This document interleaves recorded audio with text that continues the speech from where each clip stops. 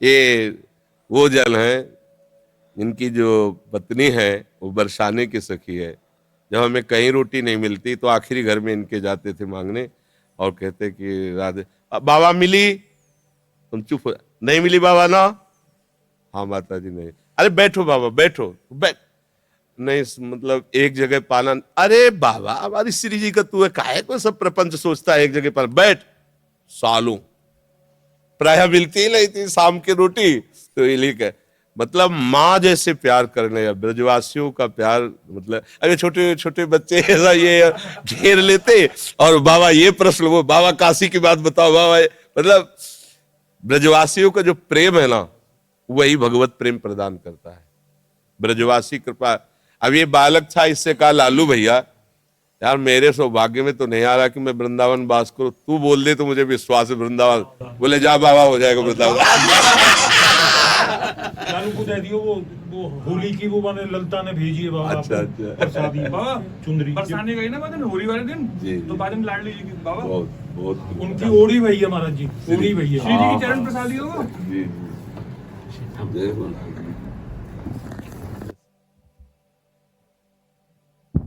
अब कौन प्रश्न कर रहा था, वो इनका दरअसल मेला तो एकदम पुरानी याद आ गई कि बहुत बहुत इनके जो पिताजी थे ना, गृहस्थ में रहते हुए परम सन्यासी, मतलब ऐसी सदगति तो बहुत बड़े परमहंसों की होती जैसे तुम्हारे बाबा की हुई, ऐसी मतलब आंखों देखी बात, एक बूंद पानी नहीं, एक अन्न का टुकड़ा नहीं, बच्चों की तरफ आंख खोल के देखना नहीं, अंतिम जो स्थिति थी ना, केवल बिहारी जी भगवदाकार वृत्ति। सर हमें लगता कई दिन तक ऐसी स्थिति रही कि उन्होंने पानी भी नहीं पिया। बरसाने बोले दर्शन करके आऊंगो, बरसाने से दर्शन करके जैसे ही घर आए बोले आज से मेरा अन्न बंद है, अन्न नहीं लूंगा, खाली दूध लूंगा और ठाकुर जी को चरणामृत। आखिरी दिनों में ऐसा सूख के शरीर, ऐसे जैसे योगियों का प्राण जाता है ना, ऐसे इनके बाबा बिल्कुल निरपेक्ष, ना बच्चा न बच्ची न बहू, किसी से कोई मतलब, गृहस्थ और जीवन भी सन्यासी जैसा। 4 बजे तड़के लंगोटी पहन करके यमुना किनारे भीषण सर्दी में, जहां अच्छे अच्छे काप जाए इनके बाबा, ऐसे कि चिड़ियों को नमकीन खिलाना सब। कोई संत अगर प्रणाम कर दे तो तुम्हें तुम्हारे गुरु और इष्ट की कसम है, अगर प्रणाम किया ऐसे कहा, बिल्कुल इस सख्त। ये गृहस्थ जन नहीं है, ये ब्रजवासी भगवत स्वरूप है। मन में भाषा में जी आती है उनकी बाबा, मैं अपने मनी मन में आपसे कभी कही नहीं, आज कह रहा हूँ बाबा चैन से रहो, चक्र भजन करो, तुम्हें ठाकुर जी मिल जाए, जी बात कहते हो आप। हमें पता है आप सबके आशीर्वाद से ही, नहीं तो कब, तो देखो इनकी रोटी पा करके हम जिए हैं। आज भी बच्चा भगवत कृपा से हमारे भोजन में पहले ब्रजवासी करना आता है, 3-4 ब्रजवासी हैं जिनकी रोटियां आती हैं, तो हम जीते भी ब्रजवासी। देखो चाहे जो कुछ भी हो, एक बात काम की बात, ये सब तो बात तो बहुत है। अब कोई दिन जब चिंतन में एकांत में बैठो तो एक बार बाबा श्री जी से ठाकुर जी से कह दियो कि तुम्हारा अधम बालक है, बाबा ध्यान रखियो। क्या ध्यान में रखना है उनको, बस ध्यान में जी रखियो बाबा कि हमारा जन्म व्यर्थ नहीं हुआ। वो तो पास है, वो तो व्यर्थ होला ही नहीं, ये तो पक्का। आप समझो जब आप खेलने खालने तो बड़े बड़े सिद्धों की चरण धूल पड़ी ता तुम्हारा जन्म हुआ है, इस बात को तो भूल जाओ तुम, इस बात को भूल जाओ कि कोई गति या दुर्गति, ये किसी साधन वाला क्षेत्र नहीं है, भजन भजन तो हुआ ना, उसकी चिंता भी मत करो। काहू के बल भजल को काहू के आचार, और ब्यास भरोसे कुंवर के सोवत पाव पसार। अगर आपको ऐसा है कि बाबा हमारे बिहारी जो हमारे, तो आप निश्चिंत रहो, पासबुक बनी बनी है एकदम, बस वो बैंक से निकालना है केवल, बिल्कुल पक्का समझो। वृंदावन में लिखो रही ना, मेरा वृंदावन ऐसे मेरे बाबा। बाबा जो कहते ना ये इनके प्रकार चाहे कछु भी हो कैसे भी हो, कोई ना कोई संत भगवान स्वरूप में ऐसे ही 9 बजे तक दोनों लगे रहते।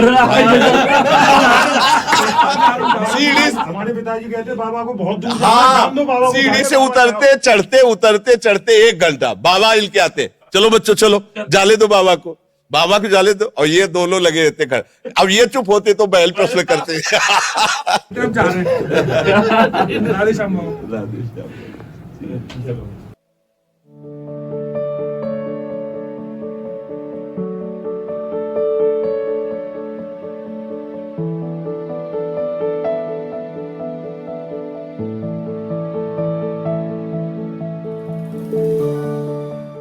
जावीर खान जी।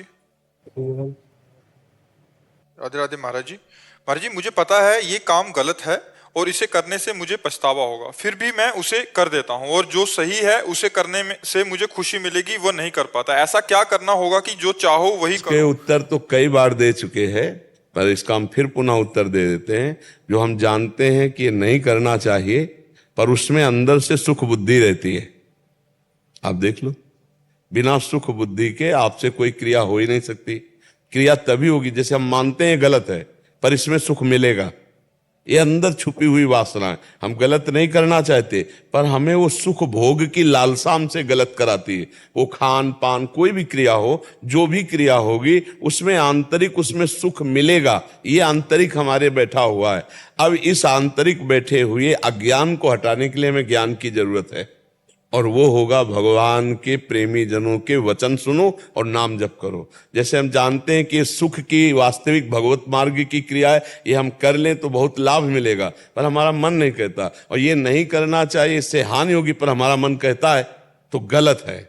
इस गलती, इस अविद्या को, इस अज्ञान को मिटाने के लिए भगवान नाम जप और सत्संग साधन को हरि भजन है, कै सत्संग सहाय। मन तो चंचल सवनते, याको कौन उपाय, साधन को हरि भजन है, कै सत्संग सहाय। सत्संग सुनो, तुम्हें नवीन उत्साह मिलेगा, और नाम जप करो तो तुम्हारे अंदर जब अध्यात्म बल आएगा, नाम बल, तो जहां ब्रेक मारोगे वहीं खड़े हो जाएगा मन। अभी मन है कि हमको जहां चाहता वहां ले जाता है, फिर हम जहां चाहेंगे कुछ अच्छा ही नहीं लगेगा बच्चा। जैसे रस्सी दूर पड़ी हो तो अंधेरे में हमें सांप का भ्रम हो जाए तो डर हो जाएगा ना, लेकिन टार्च मारो सीधे उस पे, और जब आपको दिखाई देगी रस्सी तो आप निर्भय हो जाओगे ना। ऐसे ही संसार के भोग सुखद दिखाई देते, पर है नहीं सुखद।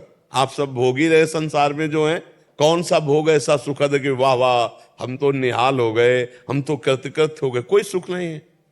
जिसे तुम सुख समझते हो ये सुख नहीं, सुख की छाया है। समझ पड़ती नहीं है मेरे गिरधर की माया है। ऐसा लगता है इसमें सुख है, इसमें सुख है, इसमें सुख है, लेकिन सुख आज तक नहीं मिला। सुख मिलेगा सुख सिंधु भगवान में।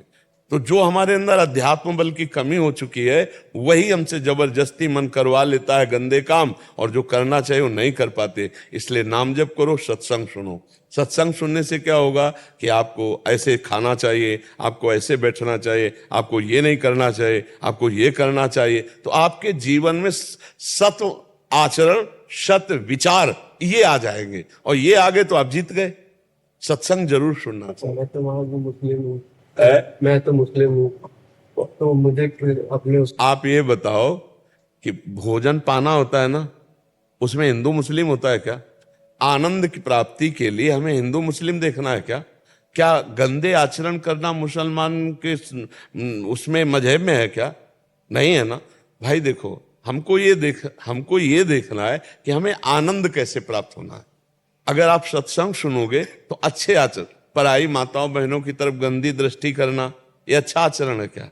आप विचार करो। हमारा शास्त्र कहता है आत्मना प्रतिकूलानी परेशान न समाचरित। जो हमें अच्छा नहीं लगता हम दूसरे के साथ बर्ताव। तुम्हारी बहन को कोई छेड़े तो तुम्हें अच्छा नहीं लगे तो तुम किसी की बहन को मत छेड़ो। अच्छा, तुम्हारे शरीर को कोई कष्ट दे, तुम्हें अच्छा नहीं लगेगा तो तुम किसी शरीरधारी को कष्ट मत दो। और नाम जप करना किस संप्रदाय में या किस धर्म में नहीं। आप देखो, आप लोग भी तो नाम जप करते हैं। जब आप नाम उच्चारण करते हैं तो उसी का बार बार जो चिंतन करना है, आ ब्रह्म स्वरूप है। जैसे का, खा, गा, जो भी आ सब में लगा हुआ है। और आप जब नाम उच्चारण करते हैं तो पहला आ होता है ना, तो वो ब्रह्म स्वरूप है। जो भगवान का नाम है वो ब्रह्म स्वरूप है। मेरे समझ में, मेरी सोच में वो आ वहां भी विराजमान है। तो आ जहां है वो हमारे वैदिक सिद्धांत में है कि जैसे ब्रह्म कैसे व्याप्त है, जैसे हर अक्षर में आ व्याप्त है। का, खा, गा, जो भी अक्षर बोलेंगे तो आ है ना, आ हर अक्षर में विराजमान है। तो आप तो पहला अक्षर ही आ बोलते हैं, नहीं बोलते? तो आप नाम जप कीजिए और अच्छे आचरण कीजिए।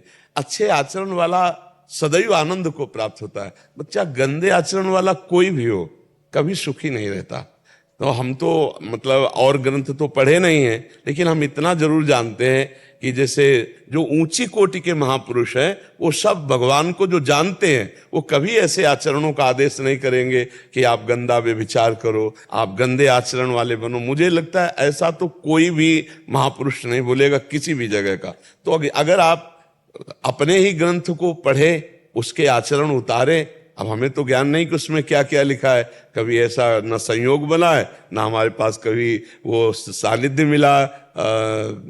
कुरान शरीफ कहते, हाँ कुरान, कभी ऐसा सानिध्य नहीं मिला कि हम उसको स्वाध्याय करके देखें, पर हम अनुमान से कहते हैं। जैसे अपने सदग्रंथों को पढ़ा और गुरुवाणी जी को पढ़ा, जो महापुरुषों, सिख महापुरुषों, हाँ, तो हम सब जगह देखा कि एक ही बात पाई गई है, नाम सुमिरन और सेवा। सबकी सेवा, संत सेवा, जगत सेवा, इसी से भगवत सब मतलब सार बात सब जगह मिली है कि भगवान सुमिरन और सबको भगवत भाव से सेवा, ये हमने पाई है। तो बच्चा अगर ब्रह्मचर्य, संयम, नाम जप, तो आप तेजस्वी हो जाओगे, आप बलवान हो जाओगे। देखो आप गंदे आचरण करते हो तो आपका मन खिन्न होता है कि ना? मन तो हमें लगता है किसी सीमा में नहीं बंधा, तन भले सीमा में बंधा हो कि आप अमुक जगह जन्मे, आप अमुक जगह जन्मे, लेकिन मन तो सबका है। और ये मन जब गंदे आदतों में जाता है, देखो बहुत बढ़िया बच्चे हो, तुमने पकड़ा ना कि जो करना चाहिए वो ये मन नहीं करता, और जो नहीं करना चाहिए वो करता है। इसका मतलब है तुम्हारे ऊपर भगवान की कृपा, तुमने पकड़ा ना ये बात। तो बस इस बात को पूर्ण करने के लिए तुम अपना ही जपो, जो तुम्हारा नाम है वही नाम जपो अपने इष्ट का, और अच्छे आचरण बन जाओ। अच्छे आचरण में, अच्छा ये कपड़ा तुम पहनो या कोई हिंदू पहने, ये कपड़े में कोई भेद है क्या? कपड़ा तो नहीं है ना। ऐसे ये शरीर बच्चा कपड़ा है आत्मा का, ये शरीर आत्मा का तो आत्मा ब्रह्म स्वरूप और शरीर पांच भौतिक, ये बीच की मेड़े हैं।